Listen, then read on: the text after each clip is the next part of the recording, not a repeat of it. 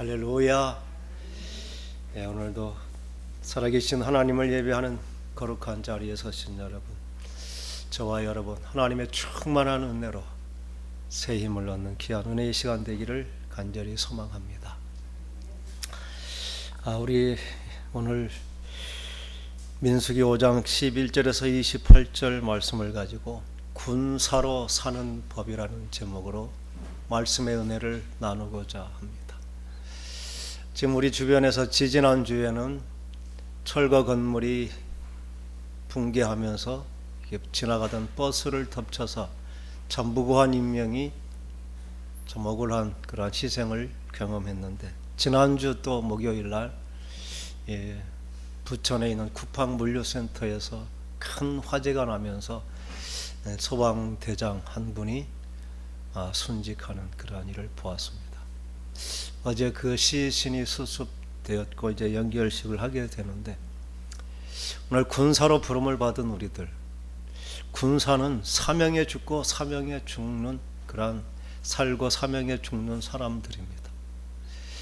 그 불길이 위험을 알면서도 불 속으로 뛰어들었던 그 소방대원들, 아마 누구보다 제일 먼저 들어가고 맨 나중에 나왔던 평소의 습관 그대로 불을 진압하는 자신의 사명을 위해서 그 죽음의 위협이 현장에 뛰어든 그 소방대장, 아마 진압하러 들어갔지만 진압이 불가함을 직감하고 이제 대원들을 다 내보내고 혹시 낙오된 사람이 없는가, 그렇게 하면서 아마 맨 마지막에 오면서 정말 불더미가 무너지면서 고립되어 아마 그곳에서 사명을 위해서 정말 끝까지 그 사명의 자리에서 순직한, 아마 그 시신이 얼마나 크게 훼손되었을지는 우리가 너무나 짐작이 갈 것입니다. 52세라는 젊은 나이에 그의 삶이 끝난 것을 생각하면 참 안타깝고 너무나 억울하기도 하지만, 우리의 인생이 20년 30년 더 살았다고 과연 우리의 인생의 가치가 더 있다고 말할 수 있을까? 사명으로 살고 사명으로 죽는 사람은 그 사명의 현장에서 자기의 사명을 다하다가 장렬하게 최후를 맞이하는 것, 그보다 더 명예스럽고 자랑스러운 삶은 없을 것입니다. 저는 군사로 사는 법, 이 말씀을 준비하면서 그 한 분, 김동식이라는 이제 52세 된 소방대장, 그분의 장렬한 죽음, 그것은 믿는 우리들에게 과연 사명으로 사는 삶이 무엇인지, 과연 우리의 인생의 가치가 무엇인지에 대한 거룩한 질문을 던진다고 생각합니다. 저와 여러분, 군사로 부름받은 우리의 삶, 우리도 그 삶의 치열한 삶의 싸움의 현장에서 가장 장엄한 모습으로 우리의 삶을 마무리할 수 있는 그러한 위대한 삶을 사는 저와 여러분 되기를 간절히 소망합니다. 저만 그런 마음이 있는 것인가요? 여러분도 그렇게 생각하시죠? 군사로 사는 법, 민수기는 하나님의 군대가 세워지고 어떻게 그 사명을 감당하는지를 보여주는 책, 그게 민수기입니다. 민수기는 싸움에 나갈 만한 사람들을 계수하여 진영을 편성하고 그들에게 각자의 임무를 주고 싸움에 나가게 하는 준비를 하는 것, 그게 바로 민수기가 우리에게 가르쳐주는 영적인 의미입니다. 5장의 말씀은 모든 진편성이 되고 이제 어떻게 싸움의 현장에 나갈지, 이제 그 싸움에 나갈 거룩한 군사가 어떤 군사인지, 어떤 정신과 사명으로 살아야 되는지에 대한 그 말씀을 해 주시는 것입니다. 우리는 지난주 창립 예배를 드리면서 우리는 태생적으로 태어나면서부터 우리는 치열한 싸움의 현장에서 태어났기 때문에 우리는 영적인 전투의 현장에서 태어난 군사로 부름받았다고 말씀드렸습니다. 지금 전 세계에 유일하게 남녀노소하고 모든 젊은이가 군대에 징집되는 나라가 아마 이스라엘이라고 알고 있습니다. 그들은 주변에 막강한 수많은 그러한 정말 적들에 비해서 너무나 수가 적기 때문에 남녀 구분 없이 그들은 태어나면서부터 군인으로 이제 부름받고 그 책임을 다하는 것이죠. 그보다 더 정말 처절한, 아니 더 긴박한 상황, 그게 그리스도인으로 세상 가운데 사는 우리들의 환경입니다. 왜냐하면 우리들은 이미 적진의 포로가 되어버린 그러한 적진의 땅에서 하나님 나라 세우고 하나님의 나라를 확장하는 그러한 정복의 사명을 가진 존재, 그게 바로 그리스도인 저와 여러분이기 때문인 것입니다. 그래서 오늘 주신 말씀은 그렇게 구별된 군사로 사는 삶이 어떤 것인지에 대한 말씀을 해 주시는 것입니다. 오늘 읽지는 않았지만 5장 이전엔 이렇게 말씀합니다. 이스라엘 자손에게 명령하여 모든 나병 환자와 유출증이 있는 자와 죽음으로 부정하게 된 자를 다 진영 밖으로 내보내라. 군대에 징집되는 군사로 부름받은 사람은 나병이 들지 아니하고 유출증이 치유되고 죽음에 부정하게 되지 않은 사람들, 그 사람이 군사라는 것입니다. 이러한 사람을 거룩한 사람이라 이렇게 말합니다. 우리는 생각하기를 우리는 죄가 없는 상태 가운데 어쩌다 죄를 지은 그러한 사람들이 일어나는 것처럼, 우리가 잘못하면 죄인이 되는 것처럼, 그게 얼마나 왜곡된 죄에 대한 생각인 것입니까? 우리는 태어나면서부터 이미 죄에 감염되어 버린, 죄악 가운데 출생하여 우리에게는 전혀 의의가 없는, 마치 사탄이 말한 저주 그대로 육신의 정욕, 암흑의 정욕, 이생의 자랑을 추구하는 그 죄의 굴레에서 벗어나지 못한 존재. 그래서 인간은 누구든지 죄가 없는 사람이 없는, 마치 코로나19가 감염되어서 그 죄를 극복할 수 없는 상태가 된 것, 그게 바로 오늘 주신 말씀의 영적인 의미로 원죄에 감염되어 버린 나병에 감염되어 같은 존재, 그게 원죄의 그 저주의 굴레에 갇혀 있는 모든 사람들.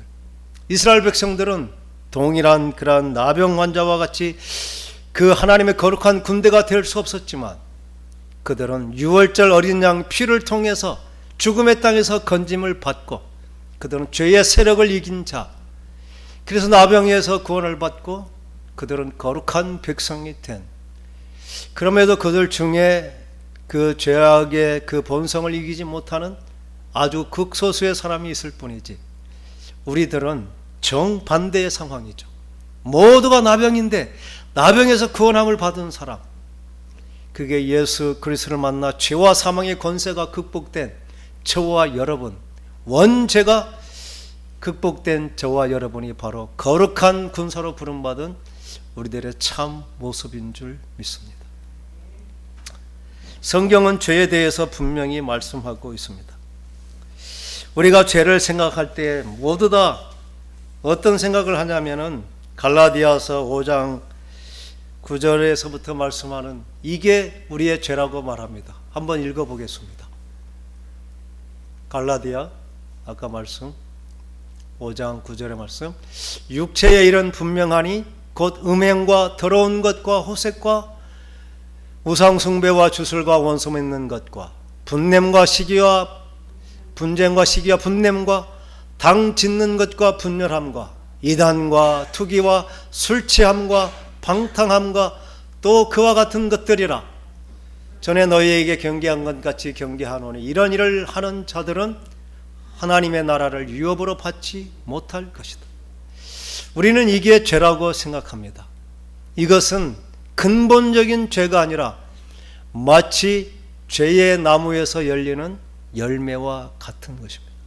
이것은 이제 성경적으로 말하면 나병이 아니라 유출증과 같은 이제 원죄가 아닌 자범죄의 목록들이죠.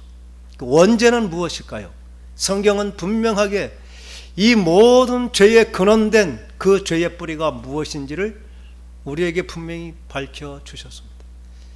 그것은 창세기 3장 4절에서부터 6절의 말씀입니다. 죄는 인간에게서 난 것이 아니라 사탄이 입을 통해 나온 거짓된 진리, 사탄의 거짓말, 그게 전부 다 죄의 깊은 근원과 뿌리가 되는 것이죠. 한번 말씀이 올라와 있죠. 한번 읽어보겠습니다. 뱀이 여자에게 이르되 너희가 결코 죽지 아니하리라. 너희가 그것을 먹는 날에는 너희 눈이 밝아져 하나님과 같이 된다. 선악을 분별할 줄 하나님이 아시니라. 이 네 가지가 분명히 죄의 근원입니다. 죄에 오염된 상태, 그들이 죄에 오염된 결과 그들이 어떻게 되었는지. 5절 너희가 그것을 먹는 날에는 너희 6절 여자가 그 나무를 본즉 먹음직도 하고 보암직도 하고 지혜롭게 할 만큼 탐스럽기도 한 나무인지라. 여자가 그 열매를 따먹고 자기와 함께 있는 남편에게도 주매 그도 먹은지라. 사탄의 거짓말, 그것은 결국 인간으로 하여금 육신의 정욕, 안목의 정욕, 이생의 자랑을 추구하는 끝없는 노예 상태가 되게 하는 것. 아무도 그 죄의 굴레에서 벗어날 수 없습니다. 그래서 예수님께서 친히 시험을 거쳐 그것을 보여주셨고, 예수 그리스도의 십자가의 죽음을 통해 그 죄의 권세가 이제 더 이상 인간을 지배하지 못하는, 그래서 예수 그리스도의 십자가는 사탄의 머리를 박살냈다는 것은 이 죄의 권세가 믿는 우리들을 더 이상 지배하지 못하는 권세를 주셨다는 것입니다. 저와 여러분 그러한 권세를 이미 받은 줄 믿습니다. 그런데 중요한 것은 이 유출증처럼 끊임없이 우리로 하여금 계속 피가 흘러나와서 우리를 마르게 하고 힘이 없게 하고 제 기능을 못하게 하는, 이게 바로 우리가 이 거룩한 권세를 받았음에도 불구하고 자주 범하는 죄를 지을 수밖에 없는 우리의 연약함, 어떻게 이 유출증이 끝나는지 그것을 보여주는 말씀입니다. 이 자범죄, 계속해서 그의 정말 근본이 말랐지만 아직도 여전히 그 열매가 맺혀지는데 어떻게 그 열매가 더 이상 열리지 않게 할 것인가? 유출증은 그 유출이 끝나면 끝나는 것입니다. 그게 바로 죄가 극복된 것이고, 어떻게 죄를 이길 수 있는가? 그 방법을 오늘 11절부터 말씀해 주시는 것입니다. 여러분이 한번 읽으면서 어떤 생각을 가졌을까요? 마치 예수님 앞에 끌려온 음행하다 현장에 잡힌 한 여인의 모습이 보입니까? 아니면 지금도 죄를 짓고 신랑 되신 예수 앞에 감히 서지 못하고 부끄러워 어찌할지 모르는 나의 본 심령을 보는 것입니까? 오늘 주신 말씀은 다른 누구의 이야기가 아니죠. 예수 그리스도가 나의 신랑 됨에도 불구하고 정말 다른 죄의 유혹을 이기지 못하여 여전히 부끄러운 상태에 있는 한 여인, 그 여인을 하나님께서 어떻게 치료하고 고치시고 거룩하게 하시는가? 그 정결함의 방법을 오늘 우리에게 말씀해 주시는 줄 믿습니다. 오늘 주신 말씀은 마치 한 남자가 만일 어떤 사람이 아내가 탈선하여 남편의 신의를 저버렸고 한 남자가 그 여자와 동침하였으나 남편의 눈에 숨겨져 드러나지 아니하였고 그 여자의 더러워진 일에도 증인도 없고 그가 잡히지도 아니하였다. 이 말씀의 의미는 무엇입니까? 그럴 수도 있었다는 것일까요? 분명한 의도는 그 여자가 탈선했다, 다른 남편과 동침하였지만 증거가 잡히지 않았을 뿐이다. 그게 분명한 것입니다. 그런데 남편은 그것을 의심하는 것입니다. 의심은 하는데 그의 아내가 실제로 더럽혀졌는지 의심은 하였지만 사실은 더럽히지 아니하였든지 간에 말씀은 그렇게 하지만 말씀의 분명한 의도는 그 여자는 이미 탈선하였고 더럽혀졌고 어쩌면 그 뱃속에 그 남자의 아이가 있을 수도 있다는 전제를 말씀하는 것이죠. 율법은 이러한 자를 돌로 치라 명하는 것입니다. 음행하다 현장에 잡혀온 그 사람들을 향해 율법에 이런 여자는 돌로 치라 명하는데 당신은 어떻게 하겠습니까? 사람들이 질문하는 것과 동일한 모습입니다. 그러할 때에 하나님께서 그러한 여자가 있으면 그 아내를 데리고 제사장에게로 가라. 그리고 가면서 보리가루 10분의 1 에바, 한 2대 반 정도 되는 보리가루를 가지고 가라는 것입니다. 이 소재로 곡물로 드리는 제사에는 그렇게 가루로만 곡식만 드리는 것이 아니라 소금을 치고 기름을 바르고 유향을 이제 치게 되는 것입니다. 그것은 어쩌면 거룩한 예배자의 삶을 말하는 것입니다. 곱게 갈아진 부서진 심령으로 소금을 치고 변질되지 않도록 그리고 성령의 기름을 부으고 정말 그게 불의 연단의 과정을 거쳐서 뜨겁게 구워지지만 타지 아니하고 정말 향기로운 그러한 떡이 되게 하는, 그래서 그 위에 예수 그리스도의 향기로운 삶을 살게 하는 것, 이게 소재로 드리는 예배자의 삶입니다. 그런데 의심을 받고 드리는 그 제사에는 기름을 붓지도 말고 유향도 두지 않는, 그렇게 그 본 모습 그대로 정말 죄악되고 더러워진 그러한 모습 그대로 그 예물을 가지러 오라는 것입니다. 제사를 지낼 때는 이렇게 하는 것입니다. 제사장은 그 여인을 가까이 오게 하고 여호와 앞에 서게 합니다. 살아계신 하나님 앞에 그 여인이 대면하여 서게 하는 것입니다. 이게 너무나 중요합니다. 회복은 인간에게서 나누는 것이 아니라 여호와와 직면하여 설 때 시작이 되는 것입니다. 제사장은 그를 여호와 앞에 세우고 또 그에게 그 곡물을 들게 하고, 제사장이 그릇에 정결한 물을, 거기에 쓴 물을 준비해서 제단에서 먼지 티끌을 취하여 그 물에 담는 것입니다. 그러면서 그 여인은 그 곡물을 손에 들고 머리를 풀어 정말 자신의 죄인됨을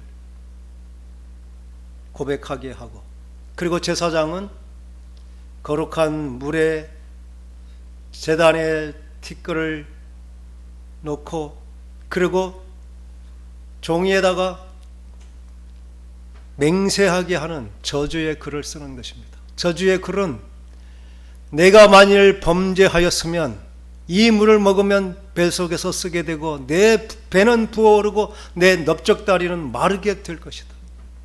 그러한 저주가 임할 것이다. 그것을 받아들이겠느냐? 아멘. 2번, 이 물을 먹어서 내가 죄가 있으면 너는 배가 부르고 넓적다리가 말라서 저주거리 맹세거리가 될 것이다. 그것을 받아들이겠느냐? 아멘. 이렇게 2번 맹세하게 하는 것입니다. 그래서 맹세하게 한 후에 제사장은 그 물에 저주의 맹세를 쓴 글을 풀어서 그 물에 씻고, 그 후에 제사장은 그 여인의 손에 든 그 곡식을 대신 들고 하나님 앞에서 요제로 흔들어서 기도하는 것이죠. 하나님, 이 여인을 불쌍히 여겨달라고. 그리고 그 소재물 중에서 한 움큼을 그 번제의 불 속에 던지는 것입니다. 그 광경을 여인이 보는 것입니다. 정말 이 보릿가루 같은, 보리쌀 같은 내 죄가 그 제단에 불타는 것을 보는 것입니다. 그러면서 맹세한 그 물을 마시게 하는 것이죠. 그 물을 머금고 내 죄가 있으면은 배가 붓고 넓적다리가 마르고 너는 맹세거리 저주거리가 될 것이다. 그러나 죄가 없으면 너는 그 해를 받지 아니하고 임신하여 이제 자녀를 낳게 될 것이다. 내가 자녀를 낳는다면 너는 내 죄가 용서되고 너는 하나님 앞에 거룩하게 된 것이다. 이러한 선언입니다. 여러분, 이게 하나님께서 선언하신 죄인을 용서하는 길입니다. 너무나 비상식적이지 않습니까? 그렇게 하나님은 말씀해 주신 것이죠. 예수님은 그 여인에게 물으셨죠. 너를 정죄하던 자들이 있느냐? 그러면 우리는 이렇게 물어볼 것입니다. 네가 사실 정말로 범죄했느냐? 이렇게 사실을 물어보았을까요? 나도 너를 정죄하지 않으냐 한다. 이제 가서 다시는 죄를 짓지 말라. 이 여인에게 받은 것은 내 죄가 있느냐 없느냐를 물은 것이 아닙니다. 내가 너를 일방적으로 용서하니 다시는 죄를 짓지 말라는, 다시 시작하게 하는 은혜. 그게 이 말씀의 의미입니다.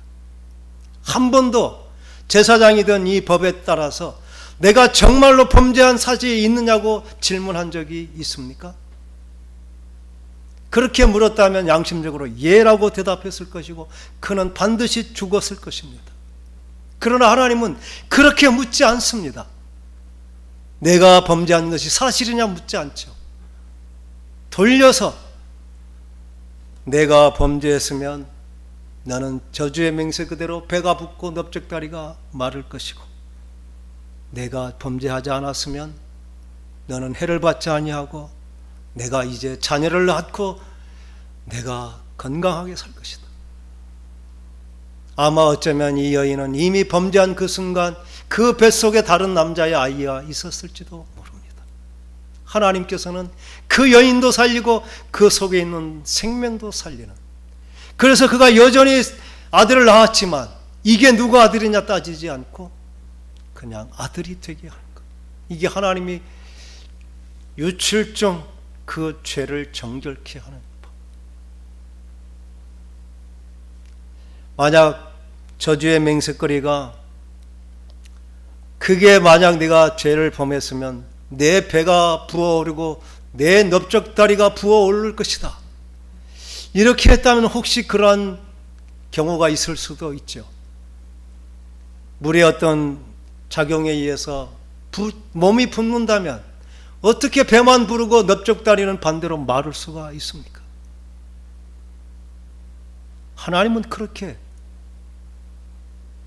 혹시나 배가 부를지라도 넓적다리가 부어오르지 않으면, 아니 마르지 않으면 그건 저주가 아니라는 것이죠. 이게 하나님께서 하나님을 향하여 예배하는 그 심령, 얼마나 두렵고 떨림으로 그 거룩한 하나님, 나의 모든 것을 아시는 하나님 앞에 내가 죄인이 아니라고 어떻게 말할 수 있습니까? 죄인인 것을 뻔히 알면서도 일방적으로 나를 향해 합법적으로 용서해 주시는 그 하나님의 그 사랑 앞에 그 여인은 그 더 이상 이제 죄의 종로로 타지 아니하고 이제는 거룩한 자신의 본분을 다하는 사람이 되는 것. 이게 하나님께서 해 주신, 군대로 부름받은, 너희들이 그렇게 해서 거룩한 백성이 되었지, 너희들의 의지가 강하고 너희들이 충성심이 있어서 스스로 죄를 이기고 극복하면서 거룩한 백성이 되었는 줄 아느냐? 우리는 누구도 이 하나님의 거룩한 용서가 없으면 하나님 앞에 설 수 없는 존재라는 분명한 가르침. 우리들은 어떠한 모습으로 하나님 앞에 서 있습니까? 마치 우리는 우리의 의로, 우리의 노력으로, 선행으로 마치 하나님의 군사가 되어서 당당한 자격이 있어서 그렇게 거룩한 백성이 되었다. 이런 사람은 다른 사람의 허물과 죄를 용서할 수 없죠. 정죄하고 판단하고 그런 사람을 우리는 들추어내면서 남의 허물을 잡으려 할 것입니다. 그런 사람은 하나님의 거룩한 군사가 되지 못하는 것입니다. 하나님은 선물진 우리들을 하나님의 긍휼과 자비로 거룩하게 세우시고 이 용서받은 그 구원의 은혜와 감격을, 그래서 나는 평생 하나님 앞에 자격 없는 자임을, 그래서 나 같은 죄인이 용서받았으니 다른 사람의 죄와 허물에 대해서 동일한 긍휼함을 여기고 그의 허물을 덮어줄 수 있는 자가 되는 것. 이게 하나님의 백성들이 가진 어쩌면 거룩한 싸움의 무기, 우리는 강력하고 파괴력이 강한 어떤 큰 것이 우리의 무기라 생각합니다. 결코 우리의 싸움은 그러한 싸움이 아닌 것입니다. 우리는 에베소서에 이렇게 우리의 싸움의 상대에 대해서 분명히 말씀하는 것을 봅니다. 에베소 6장 6절 12절부터 한번 읽어볼까요? 우리의 씨름은 혈과 육을 상대하는 것이 아니요 통치자들과 권세자들과 이 어둠의 세상 주관자들과 하늘에 있는 악한 영들을 상대합니다. 우리의 상대는 우리와 동일한 육을 입고 죄악의 유혹 가운데 있는 그 사람들을 판단하고 정죄하는 그 사람들이 우리의 싸움의 대상이 아니라는 것입니다. 우리는 권세들, 또 악한 영들, 하늘에 속한 그러한 어둠의 권세를 잡은 자, 권세를 가지는 그러한 보이지 않는 실체와의 그러한 싸움을 싸우는 자. 그래서 우리의 싸움의 방법은 세상과 다른 것입니다. 그래서 우리는 하나님의 전신갑주를 취하라고 이렇게 말씀하는 것입니다. 전신갑주는 우리가 다 알기에 다시 읽지 않아도 될 것입니다. 사도 베드로는 이 하나님의 거룩한 백성으로, 하나님의 군사로 싸우는 그것의 가치에 대해서 한마디로 분명하게 말씀하고 있습니다. 베드로 전서 4장 8절의 말씀을 우리가 함께 마음에 새기며 읽겠습니다. 무엇보다도 뜨겁게 서로 사랑할지니 사랑은 허다한 죄를 덮느니라. 아멘. 이 사랑, 남의 허물을 덮어주는 이 능력이 어디서 나올까요? 내가 하나님 앞에 용서받은 죄인이라는 사실을 인정하는 사람은 다른 사람 허물을 들춰내거나 그것이 내 마음의 거리낌이 되지 않습니다. 제가 얼마나 참 힘들고 어려운 삶을 살까, 자신의 부끄러움을 모르는 저 삶이 얼마나 안타까운지 오히려 눈물이 나고 기도가 되는 것입니다. 우리는 이러한 것, 신앙은 지극히 영적이지만 또 지극히 현실적인 것입니다. 용서한다는 것은 그냥 죄를 덮어서 괜찮다고 이제 용서받았다는 면죄부를 주는 그러한 것이 아닙니다. 용서는 하나님께서 우리에게 다시 기회를 주고 이제는 다시 넘어지지 않는 그러한 지팡이가 되게 하라는 것. 우리의 한 번의 용서는 면죄부가 아닙니다. 다시 주신 기회죠. 이제 한번 용서받은 이 기억을 받고 다시는 넘어지지 않도록 그것이 나를 세우는 든든한 지팡이가 되게 하는 것. 그게 유출증이 끊어지는 우리가 세상 가운데 거룩을 사는 그런 방법인 줄 믿습니다.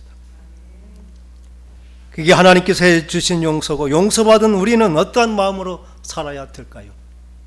우리는 다시 덤으로 사는 인생인 것입니다. 그러므로 이제 우리 또한 남의 허물을 덮어주고 위로하는 자, 나는 깨끗한데 너는 왜 그러니 이렇게 말하지 아니하고, 나도 너와 똑같았어. 그러나 이제 회복의 길이 있으니 용기를 내라고 위로해주고, 또 그를 위해 기도해 줄 수 있는, 그렇게 전과 다른 삶을 사는 것, 그게 용서받은 저와 여러분의 마땅한 삶인 줄 믿습니다. 지난 주일 김홍신이라는 분은 아실 것입니다. 인생극장이라고 하는 그런 장편 소설을 통해서 정말 많은 서민들의 공감을 얻었던 그분이 담배 끊은 그러한 경험을 그 책에 쓰고 있었습니다.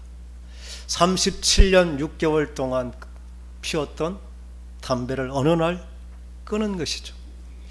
폐암의 위험이 있다, 식구들이 제발 끊으라 해서 끊은 것이 아니라 그의 스승의 몇 마디 말에 그는 스스로 담배를 끊는 자가 되었다고 말합니다. 스승으로부터 받은 말은 이것입니다. 쥐는 쥐약인 줄 알면 먹지 않는데, 사람은 쥐약인 줄 알면서도 그걸 먹는다는 것이죠. 아주 뜨거운 컵을, 물건을 들고 있으면 얼른 내려놓으면 될 텐데 그걸 내려놓지 못하고 붙잡고 있다가 어쩔 줄 모르고 손에 댄다는 것입니다. 결정적으로 그가 받은 말은, 아니 너는 세상을 끌고 가도 시원찮은데 그 담배한테 끌려다니는 인생이 되어서야 되겠느냐. 저는 담배가 아닙니다. 끊임없이 우리를 유혹하는, 끊을 수 없는 그 죄의 유혹. 사탄은 우리의 약점을 압니다.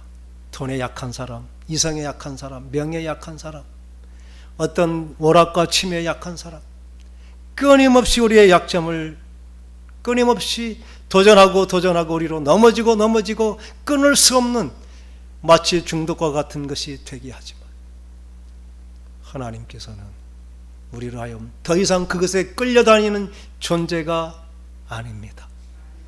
우리는 세상을 끌고 가야 될 하나님의 대리자, 하나님의 청직인데 어떻게 그 위대한 그 사명과 명예를 가진 우리가 그 세상 사람들이 하는, 세상 좀비들과 똑같이 그 죄의 유혹을 끊지 못하고 그의 유혹에 끌려가는 자 되어서야 되겠습니까? 이제 어쩔 줄 몰라서 놓지 못 차서 안절부절하지 말고, 이 유출증이 더 이상 내게 있지 않는 십자가 앞에, 주님 앞에 이제 그 용서받은 기억을 날마다 새기면서 이제 거룩을 살아내는 저와 여러분 될 수 있기를 간절히 축원합니다. 기도하겠습니다.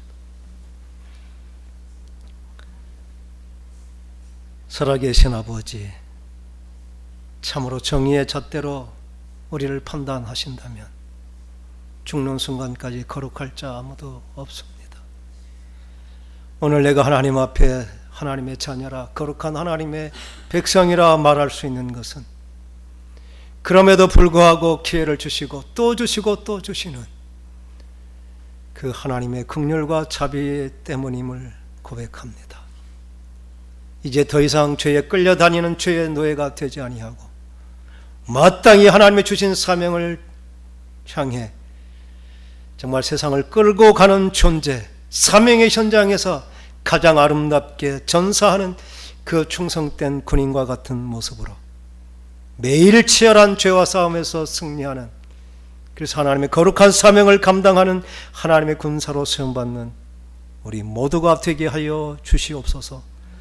살아계신 예수 그리스도의 이름으로 기도하옵나이다. 아멘.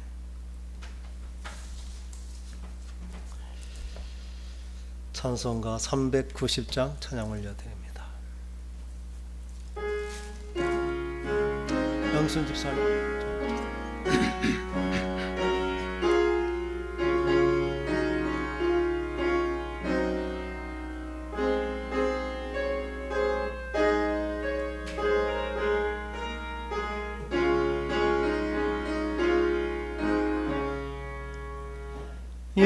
예수가 거느리시니 즐겁고 평안하구나. 주야의 자고 깨는 곳 예수가 거느리시네. 주날 항상 돌보시고 날 친히 거느리시네. 주날 항상 돌보시고 날 친히 거느리시네. 때때로 괴로움 당하면 때때로 기쁨 누리네. 풍파 중에 지키시고 평안히 인도하시네. 주날 항상 돌보시고 날 친히 거느리시네. 주날 항상 돌보시고 날 친히 거느리시네. 내 주의 손을 붙잡고 천국에 올라가겠네. 괴로우나 즐거우나 예수가 거느리시네. 주날 항상 돌보시고 날 친히 거느리시네. 주날 항상 돌보시고 날 친히 거느리시네. 이 세상 이별할 때에 마귀의 권세 이기네. 천국에 가는 그 길도 예수가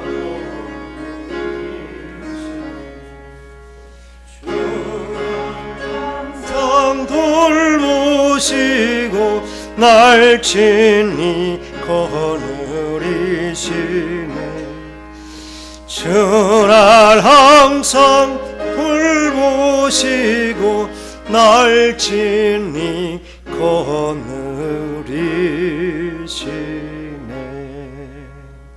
아멘.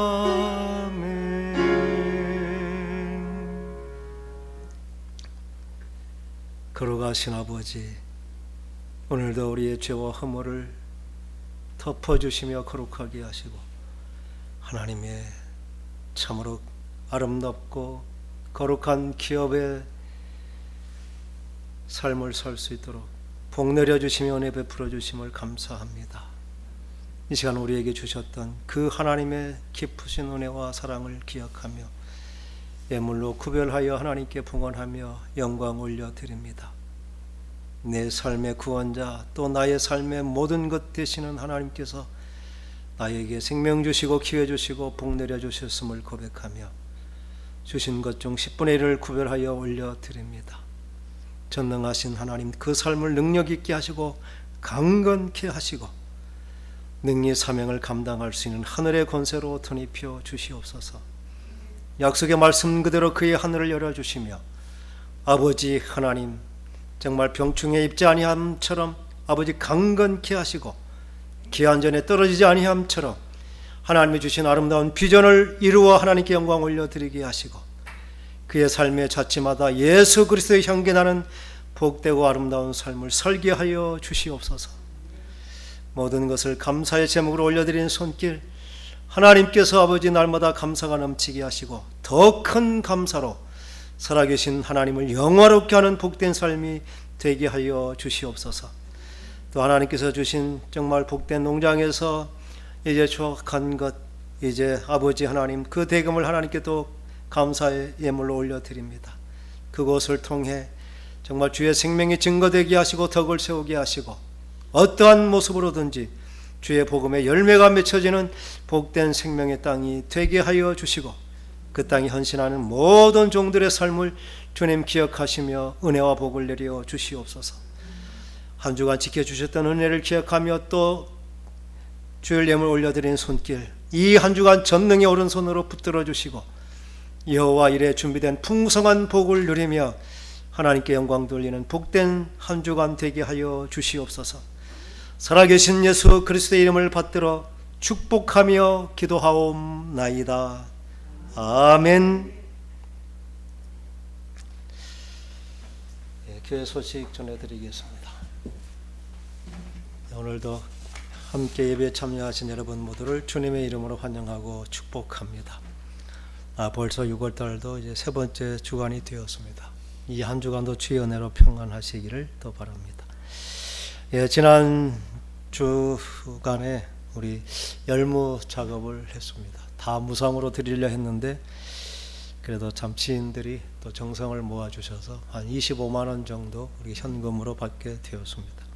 돈보다 그 나눔을 통해서 정말 풍성한 정이 전해졌는데 아마 그것이 이제 복음을 전하는 통로가 되고 기회가 될 줄 믿습니다. 하나님께서 그 정말 헌신과 그 나은 베품 위에 하나님께서 더 좋은 결실을 맺을 수 있도록 복 주시기를 간절히 소망합니다. 그리고 고구마밭도 이제 우리 정행복 집사님 또 김민순 집사님 또 우리 여러 성도님들이 함께 열심히 정말 수고해 주셔서 아주 깨끗하게 잘 정리가 되었습니다. 아마 풍성한 고구마 수확을 통해 또 하나님의 영광을 위해서 더 귀하고 복되게 쓰임받을 줄 믿습니다. 함께 하지 못했지만 또 기도하고 염려해 주시는 것, 참여해 주시는 것, 그게 얼마나 고맙고 감사한지요. 기도의 그 권세를 믿습니다. 그렇게 정말 어떠한 모습으로든지 함께 협력하면서 아름다운 우리 믿음의 공동체를 세워가는 우리 모두가 되기를 간절히 소망합니다. 그리고 금악교회 오늘 창립 예배를 드립니다. 오후 4시에 예배가 있어서 사모님과 저 한번 다녀오도록 하겠습니다. 그 다른 기도의 제목들은 참여해 주시기 바랍니다. 다른 광고 없으면 다 함께 일어나셔서 635장 찬양 올려드립니다.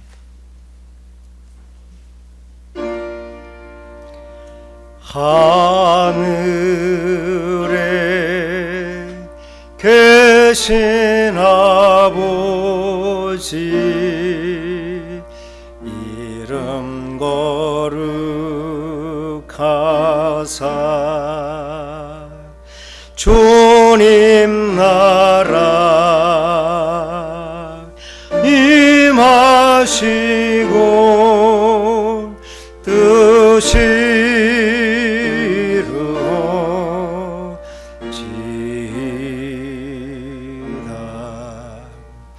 일용할 양식 주시고 우리들의 큰 죄 다 용서하옵시고 또 시험에 들게 마시고 악에서 구원하소서. 되게 주의 나라 주의 권세 주의 영광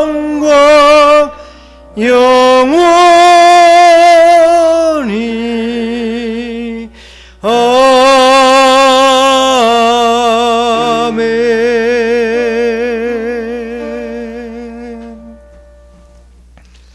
지금은 우리 주님 예수 그리스도의 은혜와 하나님 아버지의 측량할 수 없는 그 깊으신 사랑과 성령님이 우리 안에 늘 계시며 깨닫게 하시고 결단케 하시며 하나님의 거룩을 살아내게 하시는 교통의 은혜가 오늘 말씀을 듣고 더 이상 끌려다니지 않은 하나님의 사명을 감당하는 자로 설기로 마음에 결단하고 고백하는 사랑하는 성도님들 머리머리 위에 그들의 소중한 가족과 그들의 일상의 삶의 현장, 행복한 우리 교회 모든 믿음의 권속들, 주의 은혜를 삼하는 무심령들 머리머리 위에 이제로부터 영원히 함께 하시기를 간절히 축원하옵나이다.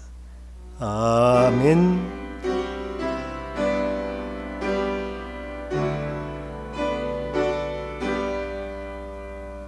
살아계신 주님을 찬양합니다.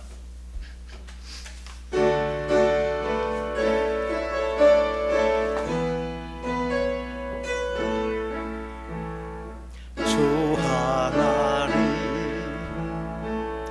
독생자 예수 날 위하여 오시었네. 내 모든 죄 다 사하시고 죽음에서 부활하신 나의 구세주. 손을 들고 살아계신 주님을 찬양합니다. 살아계신 주 나의 참된 소망 걱정 근심 전혀 없네. 사랑의 주내 갈 길 인도하니 내 모든 삶의 기쁨 늘 충만하네.